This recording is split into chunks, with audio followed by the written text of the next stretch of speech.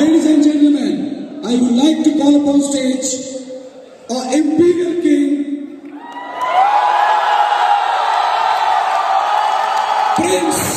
Prince on 2 IDs, and many more, a youth icon, the heartthrob. Ladies and gentlemen, please welcome Mr. Vikas Ghosh.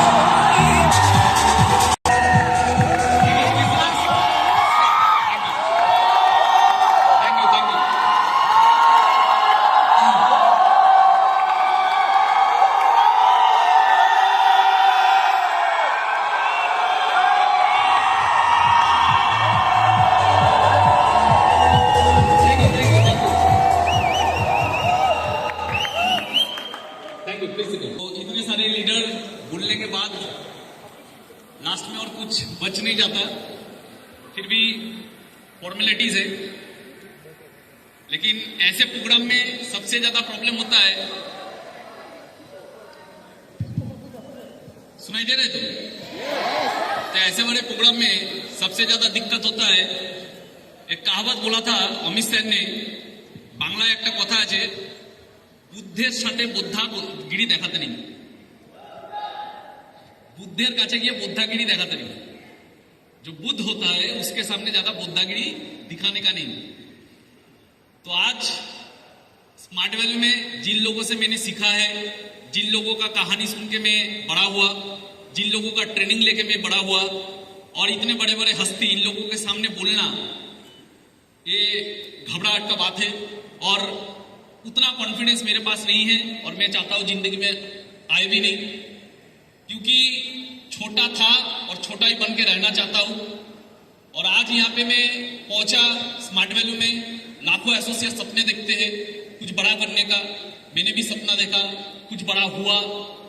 बहुत कोई सोचता है कि जो लोग बड़े होते हैं उन लोगों में कुछ खास होता है, लेकिन मैं हमेशा मेरे टीम को बोलता हूं कि खुदा मेहरबान तो गधा पहलवान, और मैं वो गधा हूं जिसके ऊपर खुदा ने मेहरबानी किया। दैट इज व्हाई मैं यहाँ पे आया। फैक्ट है, कोई स्पेशलिटी कुछ नहीं है। जब पहले साल मेरा पिन नहीं हुआ था तब कोई मेरे लिए ताली नहीं बजाता था। जब दूसरा साल पिन नहीं हुआ था तब कोई मेरे साथ फोटो नहीं खींचता था। जब तीसरा साल पिन नहीं हुआ था तब लोग गाली देते थे। जब चौथा साल पिन नहीं हुआ था तब सीनियर लोग बेकार समझते थे। जब 5वां साल पिन नहीं हुआ तो टीम भी बेकार समझने लगे। जब 6 साल पिन नहीं हुआ तब इंसान टूट जाता है और स्मार्ट वैल्यू छोड़ के चला जाता है। आज सब कुछ मिला, इसलिए मिला क्योंकि कुछ ना मिलने के बाद भी एक चीज मेरे अंदर था, उसके लिए मैं खुद के ऊपर गर्व करता हूं कि कभी छोड़ के गया नहीं, छोड़ के गया नहीं। और सपना बड़ा बड़ा लेके बिजनेस किया था, लेकिन एक समय आया खुद के अंदर से भी आवाज आने लगा कि मैं शायद बड़ा बनने के लिए पैदा नहीं हुआ, शायद स्मार्ट वैल्यू का वो क्राउन अचीवर मैं कभी नहीं बन पाऊंगा, शायद जो सपना देखा था, शायद स्मार्ट वैल्यू का जो सुपरस्टार जो लाइफ होता है वो मेरे लिए नहीं होगा, शायद मुझे कोई नहीं पहचानेगा, शायद मैं एक गुमनाम जिंदगी जीऊंगा। लेकिन फिर भी दिल से आवाज था, कुछ भी हो जाए लेकिन मनी मन कोने में बैठा रहूंगा, लेकिन मनी मन खुद को सल्यूट करूंगा कि जिसके पास पैसा होगा वो तो स्मार्ट वैल्यू करता है, जिसके पास लाखों टीम होगा वो तो स्मार्ट वैल्यू करता है, जो सुपरस्टार है वो तो स्मार्ट वैल्यू करता है, जो गाड़ी चढ़ता है वो तो स्मार्ट वैल्यू करता है। लेकिन विकास घोष तू कोने में बैठ के तू स्मार्ट वैल्यू का वो हीरो है जिसके पास कुछ भी नहीं है, लेकिन एक तरफा प्यार तो है। एक तरफा प्यार करते करते करते करते स्मार्ट वैल्यू कुछ बोलते हैं ना, भगवान भी किसी को खाली हाथ नहीं भेजता, तो स्मार्ट वैल्यू हम लोगों के लिए भगवान है, खाली हाथ कैसे भेजता। एक तरफा प्यार करते करते करते करते स्मार्ट वैल्यू ने ऐसे गले लगाया, आज पूरा स्मार्ट वैल्यू हमको गले लगाता है। ये स्मार्ट वैल्यू का प्यार है बस, ये स्मार्ट वैल्यू का प्यार है। मैसेज यही है। मैं कल को भी अपने टीम को बोल रहा था कि आज वो दिन है, बहुत लोगों ने स्मार्ट वैल्यू किया, बहुत लोगों को स्मार्ट वैल्यू मिला, बहुत लोगों ने बहुत दिन तक भी किया होगा, लेकिन आज का दिन कितने लोगों को नसीब हुआ देखने का। बहुत कोई आज भी स्मार्ट वैल्यू कर रहा है, लेकिन लास्ट साल हो सकता है वो अचीवर नहीं हुआ, आज वो आ नहीं पाए। तो खुशनसीब है वो लोग जो आज यहाँ पे बैठे हुए हैं, और खुशनसीब है वो लोग जो 25 ईयर सेलिब्रेशन अपने आंखों से देख रहा है। ऐसे कितना सेलिब्रेशन हुआ था पहले, ऐसे नहीं, इतना बड़ा नहीं, लेकिन हुआ था। लेकिन उस वक्त हम लोग सिर्फ सुनते थे कि बड़ा बड़ा प्रोग्राम हो रहा है, उस बड़े प्रोग्राम में बहुत सारे अचीवर जाते थे, लेकिन हम लोगों का पिन नहीं था, हम लोग नहीं जा पाए। सुनते थे लेकिन दिल में था कुछ करेंगे, और वही इच्छा, वही चाह इंसान को आगे बढ़ाता है। और ये मेरा जिंदगी का प्रमाण है। और आज भगवान ने सिर्फ मुझे यहाँ पे शामिल नहीं किया, भगवान ने वहां उठा के यहाँ पे रख दिया।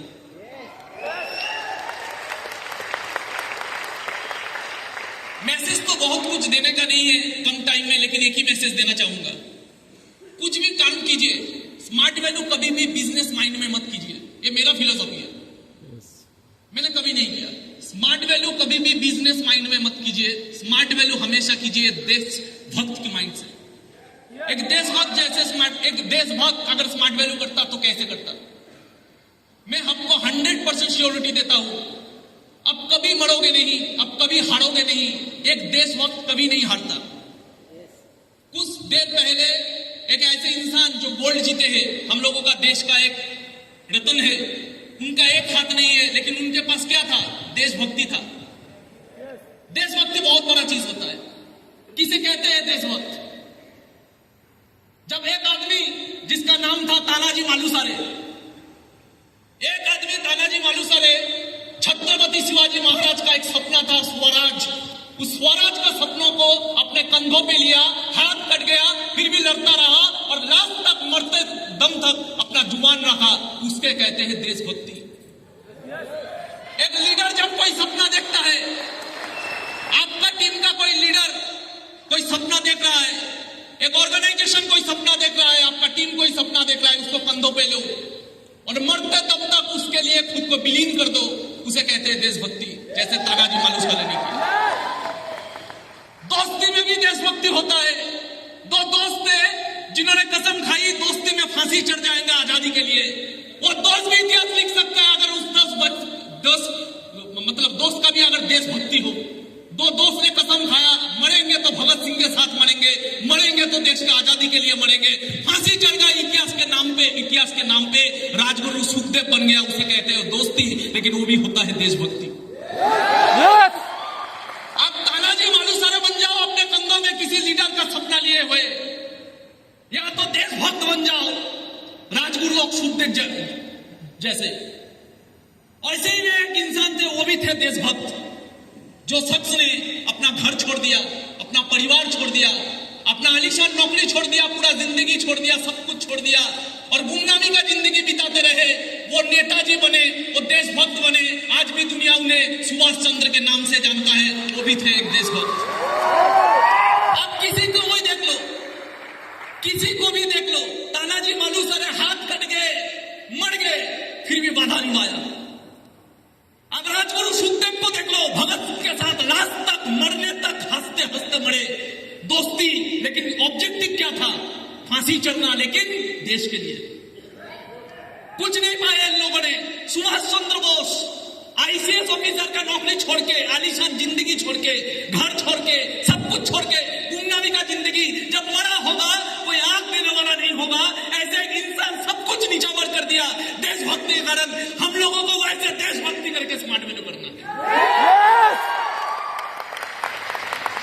आने वाले 10 साल बाद गोल्ड अचीवर बन के रहेंगे, लेकिन कसम खाते रहेंगे कि जहां पे घूमेंगे अपना ही नहीं कहेगा कि मेरे टीम में बहुत सारे लोग हैं, लेकिन ये शेर दिल वाला है, छोटा पैसा कमाता है, लेकिन इज्जत स्मार्ट वैल्यू को सबसे ऊपर में रखता है।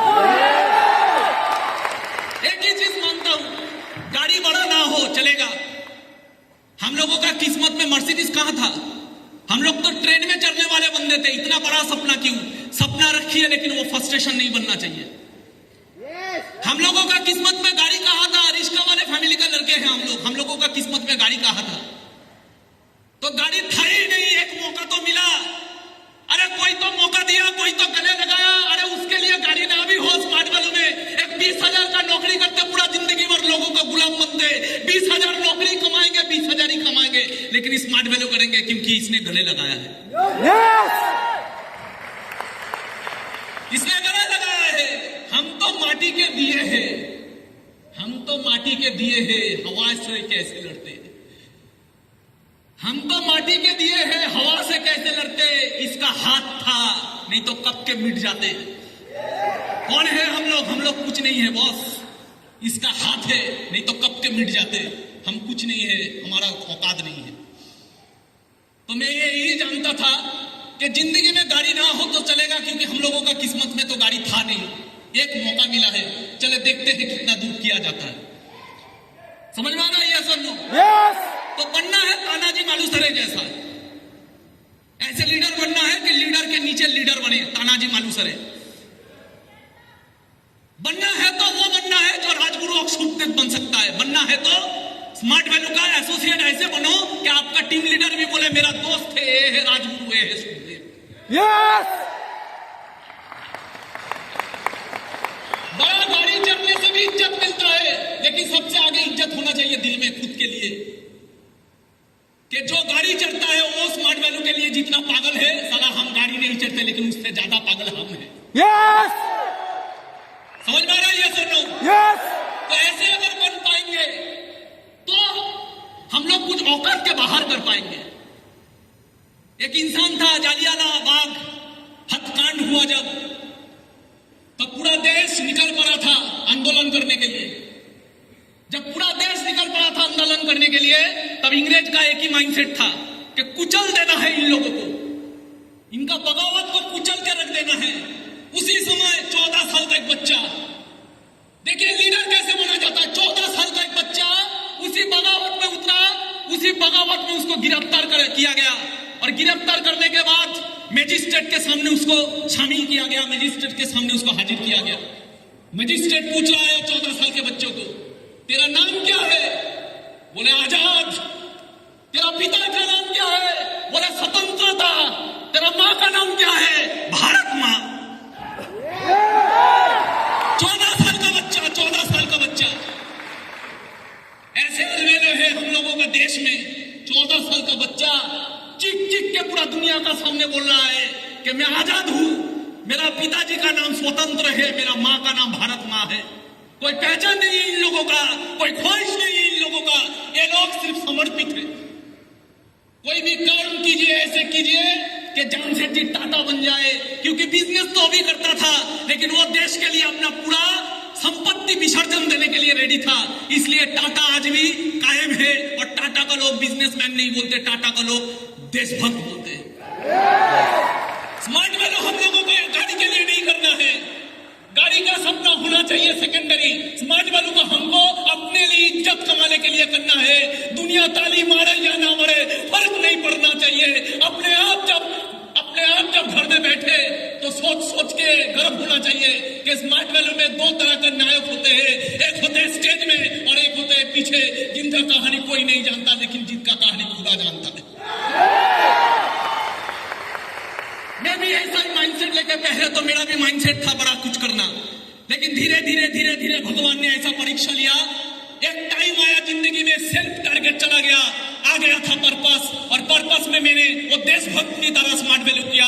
और भगवान का चमत्कार देखिए, स्मार्ट वैल्यू का चमत्कार देखिए, कहां से कहां तक मुझे पहुंचा दिया।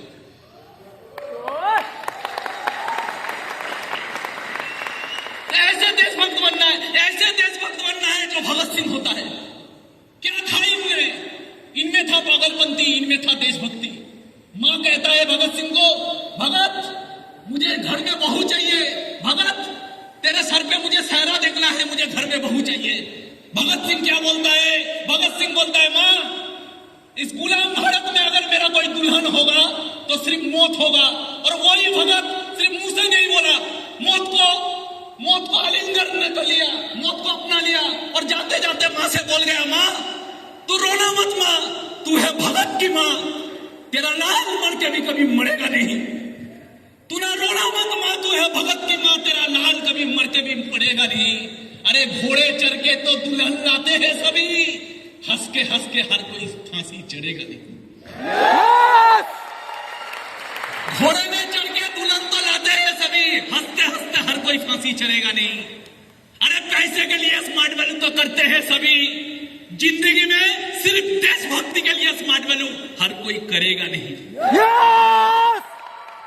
जीता रहा भारत मां, तूने शेर के बच्चे पाले हैं, तूने शेर के बच्चे पाले हैं। भगत सिंह शेर का बच्चा, नेताजी सुभाष बोस शेर का बच्चा, राजगुरु सुखदेव शेर का बच्चा, तूने शेर का बच्चे पाले हैं। शिवाजी शेर का बच्चा, तूने शेर के बच्चे पाले हैं। जीता रहे हैं भारत मां, तूने शेर के बच्चे पाले हैं। कई लाख हुए तेरे लिए कुर्बान, अभी भी स्मार्ट वैल्यू का कई लाख तेरे हवाले है। कर सकते हैं हम लोग ऐसे स्मार्ट वैल्यू।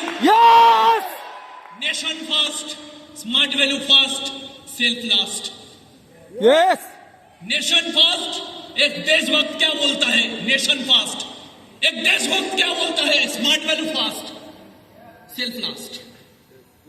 ताली मिले ना मिले परवाह नहीं, कोई पिन दे या ना दे परवाह नहीं, किसी से पीछे रहे परवाह नहीं, कुछ भी परवाह नहीं, लेकिन प्यार, इज्जत, देशभक्ति, कुर्बानी, और जब भी मरने का वक्त आए स्मार्ट वैल्यू के लिए सबसे आगे होंगे।